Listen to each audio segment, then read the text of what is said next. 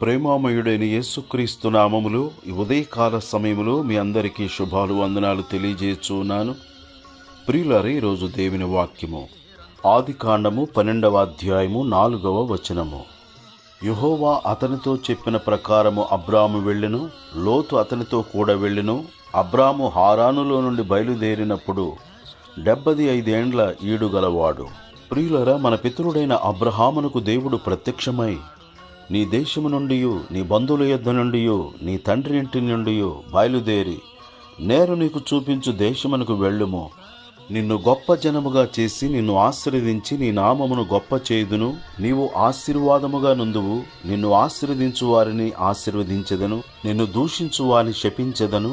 భూమి యొక్క సమస్త వంశములు నీయందు ఆశీర్వదింపబడునని అబ్రాముతో అనగా, అబ్రాము దేవుని మాటకు విధేయుడై వెళ్ళినట్లుగా వాక్యములో మనము చూస్తున్నాము. ప్రియులారా, వారు ఎక్కడికి వెళ్ళవలెనో అది ఎరుగకయే బయలు వెళ్ళెను అని వాక్యము సెలవిచ్చుచున్నది.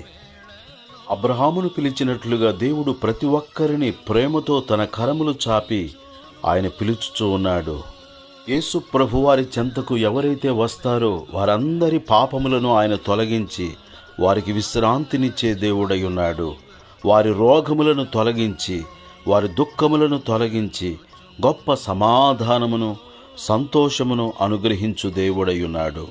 ప్రియులారా, యేసుక్రీస్తు ప్రభువారు ప్రతి ఒక్కరిని ప్రేమతో పిలుచుచున్నారు. ఆయన పిలుపునందుకొని సమస్తమును విడిచిపెట్టి యేసు చెంతకు వచ్చుదుముగాక.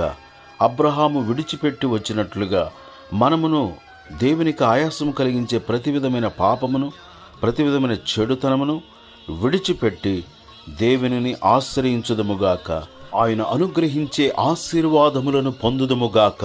తరతరములకు బహుతరములకు ఆశీర్వాదకారకులుగా జీవించుదుముగాక. దేవుడి మాటలు మన కొరకు దీవించునుగాక. ఆమేన్.